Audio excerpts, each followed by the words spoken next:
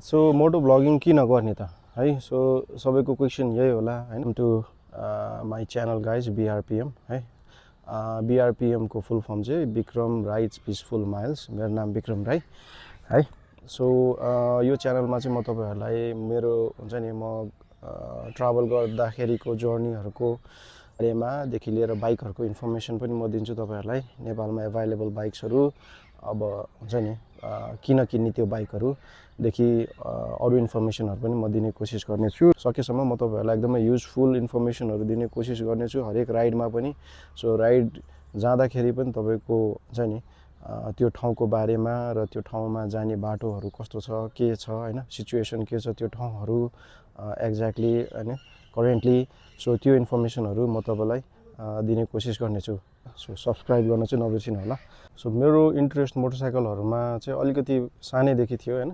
र छोरो मान्छे भइसकेपछि सबैजनालाई सानैदेखि एउटा मोटरसाइकलमा इन्ट्रेस्ट चाहिँ हुन्छ जस्तो लाग्छ मलाई हैन सो एउटा ठाउँबाट अर्को ठाउँमा जाने बाइक मेरो लागि चाहिँ मोटरसाइकल भनेको चाहिँ अलिकति छुट्टै नै फिलिङ्स पनि दिन्छ मलाई मोटरसाइकल राइड्सहरुले सो त्यो तपाईहरुले फिल गर्नु नै भयो होला तपाईहरु पनि आफ्नो बाइकमा घुमघाम गर्नुहुन्छ र बाइक लभर हो भने हैन सो त्यही मेरो बाइक प्रतिको इन्ट्रेस्टलाई चाहिँ मैले अब हुन्छ नि पछि अब अहिले आएर चाहिँ फलो गर्दै जाँदाखेरि चाहिँ के कुरा रियलाइज गरे भन्दाखेरि चाहिँ हरेक बाइक राइडमा हामी कहीँ जान्छौं भने हरेक राइडको चाहिँ आफ्नै छुट्टै एउटा युनिकनेस र एउटा छुट्टै स्टोरीहरु हुन्छ सो त्यो स्टोरीहरु हुन्छ नि सबै मेमोरिजहरु भनौं न सो त्यो चाहिँ फर्स्टमा चाहिँ मैले आफ्नो लागि मात्रै क्याप्चर गर्थे हैन पछि चाहिँ यसो सोच आयो कि अब त्यो मेमोरिजहरु त्यो स्टोरीजहरु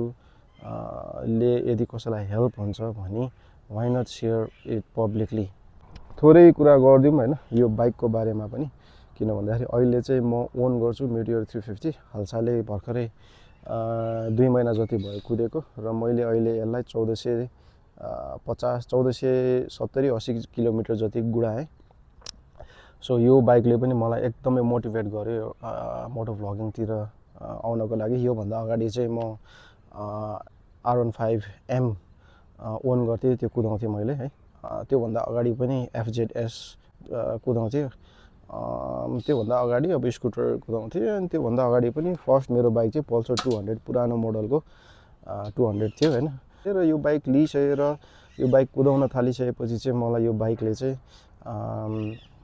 हाम्रो नेपालमै रहेको ठाउँहरु एक्सप्लोर गर्न एकदमै मोटिभेट गर्यो तपाईहरुले यदि यो मेटियोर 350 लिने गरिराख्नु भएको छ भने सोच गरिराख्नु भएको छ भने चाहिँ आँखा चिम्लेर यो बाइक चाहिँ लिनु हुन म रेकमेन्ड गर्छु है त सो यो बाइक चाहिँ तपाईले अब त्यो रेस गर्नलाई हैन अथवा अफ रोड जानलाई त्यस्तोको लागि तपाईको पर्पस त्यो हो भने चाहिँ यो बाइक लिँदै नलिनुस् है तर तपाईलाई क्रुज गर्नु छ एउटा नर्मल काम ट्राभल गर्नु छ र आफ्नो एउटा राइडिङ जर्नीलाई चाहिँ एकदमै पिसफुल र एउटा मेमोरेबल बनाउनु छ भने चाहिँ यो बाइकले चाहिँ तपाईलाई यो bike this bike is the perfect bike for you बाइकको बारेमा रिभ्यु दिनु भन्दा अगाडि चाहिँ सबभन्दा फर्स्टमा कुरा गरौँ यसको प्राइसको सो मेटियोर 350 फायरबल ग्रेको प्राइस रहेको छ तपाईको 5,77,000 है र यसमा चाहिँ तपाईले यो क्र्याश गार्ड र इन्जिन गार्ड तपाईले छुट्टै इनहरुको छुट्टै पैसा तिर्न पर्ने हुन्छ सो क्र्याश गार्डको तपाईलाई पर्न आउँछ 6,400-500 समथिङ र इन्जिन गार्डको पनि सिमिलर नै हो 6,500 something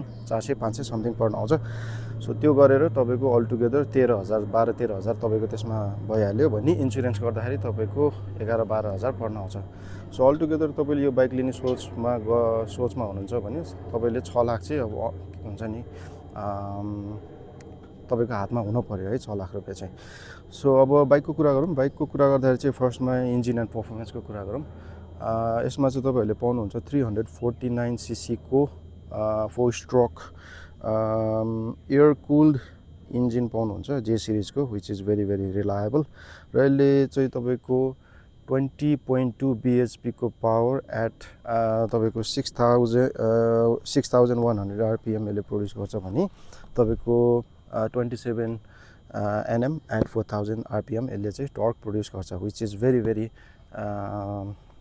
enough to ride on highways र सिटीमा पनि इट्स मोर देन इनफ है त। सो अब यसको फ्युल ट्याङ्कको कुरा गरौँ। यसमा चाहिँ तपाईँहरूले पाउनुहुन्छ 15 लिटरको फ्युल ट्याङ्क है। सो 15 लिटर मजाले अटेपछि चाहिँ तपाईँको के भयो भन्दाखेरि चाहिँ लङ राइडमा जाँदाखेरि चाहिँ एकचोटि फुल ट्याङ्की हालिदिइसकेपछि चाहिँ टेन्सन लिइराख्नु परेन है, आनन्दले जाँदा भयो है त।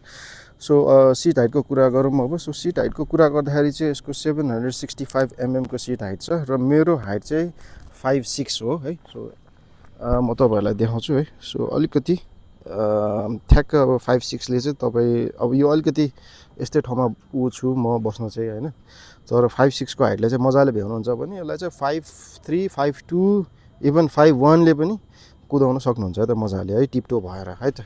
सो त्यो भइहाल्यो तपाईँको सिट हाइटको कुरा। र ग्राउन्ड क्लियरेन्स यसमा 170 mm भनिएको छ होइन, 170 mm को छ। तर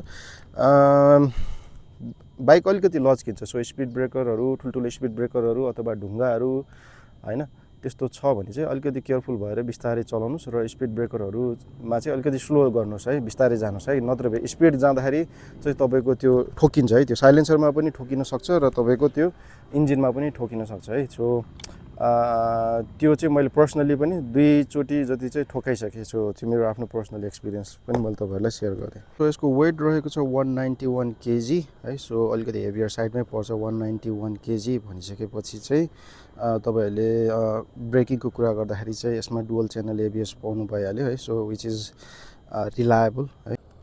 यो 300 mm को फ्रन्ट डिस्क पाउनुहुन्छ भने तपाईँको रियर डिस्क चाहिँ 270 mm को छ है। तपाईँको यो फ्रन्ट टायर चाहिँ रहेको छ 100/90 को है, 19 इन्चको एलोय विलको टायर रहेको छ भने तपाईँको यो पछाडिको टायर चाहिँ तपाईँको 140/70 को 17 इन्चको एलोय टायर रहेको छ है। सो दुईटै टायर ट्युबलेस हो है। So there will be no problem in going long rides.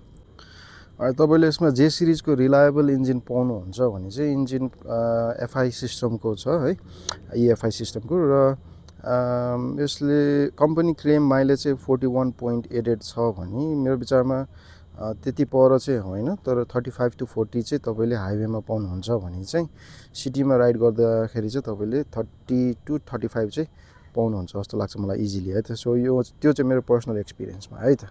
यसको टप स्पिड चाहिँ 120 किलोमिटर जति यसले धान्न सक्छ है।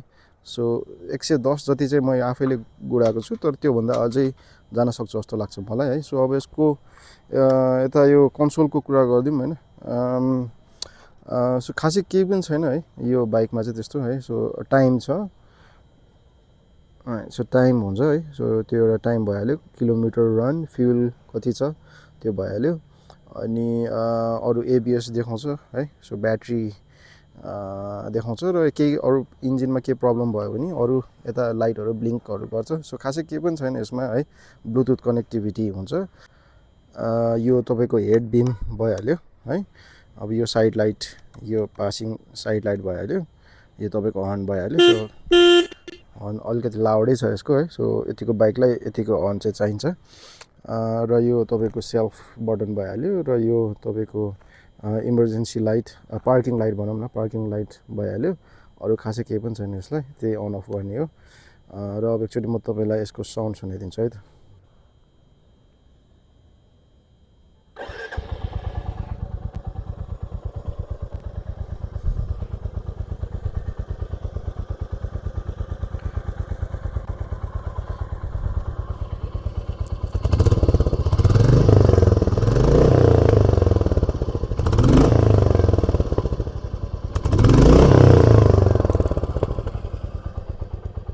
राम्रो साउन्डको लागि चाहिँ कोल्ड स्टार्ट जहिले पनि राम्रोसँग गर्नु होला है। कोल्ड स्टार्ट गरिसकेपछि चाहिँ यसको साउन्ड एकदम राम्रो आउँछ है। तपाईँले धेरै बेर बाइक कुदाउनु भएको छैन भने होइन, जुनसुकै बेलामा पनि सो एकछिन टक्क कोल्ड स्टार्टमा राखिदिनुहोस् अनि मजाले 2 मिनट जति राखिसकेपछि द्याट विल बी इनफ। त्यसपछि तपाईँले कुदाउँदाखेरि चाहिँ इन्जिनले चाहिँ एकदमै राम्रो साउन्ड फाल्छ है त। यो बाइक कम्प्लिटली नै कम्फर्टलाई माइन्डमा राखेर बनाइएको बाइक हो होइन। सो अब यसको ह्यान्डल पोजिसनहरू एकदमै वाइड छ है। वाइड ह्यान्डल बार छ र एकदमै कम्फर्टेबल क्या न सोल्जरमा प्रेसर छ न हातमा प्रेसर न आर्म्स एल्बो कतै पनि यसको यो बाइक राइड गर्दाखेरि तपाईँले प्रेसरै पाउनुहुन्न है यसमा चाहिँ हुन्छ नि स्मुथ राइड हुन्छ सो एकदमै कम्फर्टेबल अप्पर बडीको लागि 350 सीसी को यो बाइकमा जति पावर छ इज द्याट इनफ भनेर है त सो अहिले चाहिँ म पिलियनसँग राइड गरिरहेको छु है सो म आफै पनि लगभग 78 to 80 म 80 केजी जति नै छु म आफू पनि र अहिले पिलियनमा मसँग मेरो भाइ छ हु इज अलमोस्ट लाइक त्यो पनि 70 to 75 जति नै होला हैन सो यतिको हुन्छ नि वेट लिएर पनि यो bike this bike produces sufficient power है यो चाहिँ यतिकोलाई चाहिँ म इनफ नै भन्छु तपाईलाई ओभरटेकहरू गर्न भयो फर इक्जाम्पल अब अहिले एक प्रकारले यसरी ओभरटेकहरू गर्न भयो सो भएन तर इट्स मोर है म चाहिँ त्यो भन्छु है सो किनभने यसको इनिसियल पुलिङ पावर र मिड चाहिँ एकदमै राम्रो छ यसको है सो सोलो राइड गर्नुहुन्छ भने चाहिँ इट्स मोर देन इनफ नै भइहाल्यो है सो पिलियन राइड गर्दाखेरि पनि तपाईँलाई चाहिँ हुन्छ नि पावरको कमी नै हुनेवाला छैन ओभरटेक गर्दाखेरि अथवा हाइवे क्रुज गर्दाखेरि होइन सो इट्स इजी कुरा गरौँ यसको यो जुन प्रब्लम थियो स्टिफनेसको है सो सस्पेन्सन चाहिँ अलिकति यसको सोलिड रिजिड साइडमा छ जसले चाहिँ अलिकति स्टिफनेस दिन्छ है र लोवर ब्याकमा चाहिँ हल्का धेरै लङ राइड गर्नुहुन्छ भने चाहिँ जस्तै तपाईँ 6 आवर्स 7 आवर्स जति लङ राइड गरिसकेपछि चाहिँ तपाईँको त्यो सस्पेन्सन चाहिँ अलिकति स्टिफ भएको कारणले चाहिँ लोवर ब्याकमा चाहिँ हल्का पेन चाहिँ हुन्छ है सो लोवर ब्याकमा चाहिँ हल्का अनइजिनेस डिस्कम्फर्ट चाहिँ हुन्छ अब त्यो चाहिँ तपाईँको के हो भन्दाखेरि त्यसको चाहिँ अब यो मैले आफैले पनि रिसर्च गरेँ है अब यो सस्पेन्सनहरू अलिकति गर्नको लागि कम्फर्टेबल बनाउनको लागि के गर्न सकिन्छ भनेर रिसर्चहरू गरेँ र मैले क्लासिक 350 को सस्पेन्सन यसमा लगाउन खोजेको थिएँ है सो तर त्यो गर्नुभन्दा अगाडि चाहिँ मैले के थाहा पाएँ भन्दाखेरि चाहिँ यो सस्पेन्सनहरू भनेको चाहिँ सबै बाइक कुन तरिकाले बिल्ड र बाइकको पर्पज के हो बाइकको भनौँ न पावरदेखि लिएर बाइकको त्यो बडीहरू बिल्ड कुन तरिकाले भएको छ त्यो तरिकाले चाहिँ बाइकमा सस्पेन्सनहरू राखिएको हुन्छ है सो अब क्लासिकमा त्यही तरिकाको बिल्ड छ सो त्यही भएर त्यसको सस्पेन्सन चाहिँ यसको भन्दा अलिकति सफ्टर साइडमा पर्छ है कम्फर्ट साइडमा पर्छ अब यसमा चाहिँ तपाईँको अलिकति स्टिफ छ है भर्खरै मैले 1479 किलोमिटर मात्रै रन गरेको छु सो यसको जस्ट फर्स्ट सर्भिसिङ गरेँ मैले 700 किलोमिटर्समा सो त्यसपछि यसको इन्जिन अझ खुलेको छ so it produces more power होइन the engine sounds more refined र माइलेज पनि अब चाहिँ खुलेको जस्तो लाग्यो र यसले अलिकति राम्रै माइलेज दिन्छ है सो अब ओभरअल राइड गर्दाखेरि चाहिँ एकदमै कम्फर्टेबल छ यो बाइक होइन सो अब हुन्छ नि दिनभरि चला भनेर भन्यो भने कुन बाइक छान्छस् भन्यो भने म I will definitely choose this bike over any other bike यो हाम्रो मेटियोर 350 मा पनि तपाईँको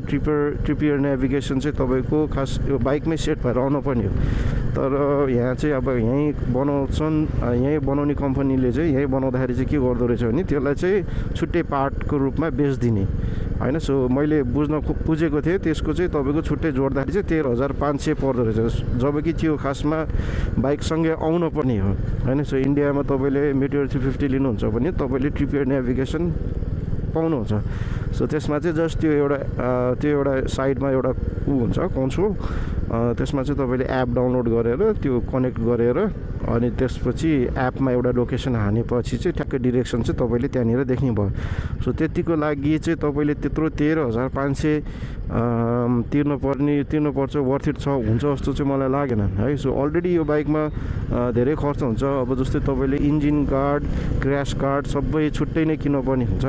सो त्यसको कस्ट नै तपाईँलाई लगभग 15-14 हजारदेखि छुट्टै पर्न गइ नै हाल्छ। त्यसमाथि अब नयाँ बाइक किन्दाखेरि इन्सुरेन्सहरू गर्नु पऱ्यो, इन्सुरेन्सको 11-12 हजार पऱ्यो तपाईँलाई होइन। अझ फाइनेन्स गर्नुहुन्छ भने फेरि फाइनेन्सको यता अझ एक्स्ट्रा कस्टहरू हुन्छ। सो अब कति मात्रै अब तपाईँले गर्ने है। सो त्यस कारणले गर्दाखेरि चाहिँ मैले चाहिँ त्यो वर्थ इट लागेन मलाई चाहिँ अब त्यो एउटा नेभिगेसन हेर्नको लागि। सो एउटा मोबाइल होल्डर राखेको छु। सो कतै लोकेसन हेर्नु पऱ्यो भने टक्कै यसमै म गरेर मोबाइल राखेर डिरेक्सन राख्दै मजाले राइड गर्छु है त। सो वर्थ इट छैन जस्तो लाग्यो मलाई है। So it depends on your completely on you होइन। Alright guys, so that was it for today.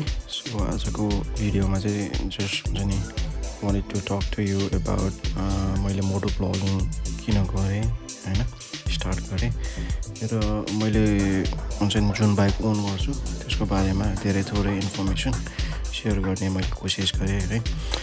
So I hope you enjoy the video है। I need your support. So साथ र support गर्नु होला है, सब्सक्राइब गर्नु होला, लाइक गर्नु होला है त। So I will do my best to give you guys more interesting and useful videos है त। सो यति भन्दै I will sign out for now.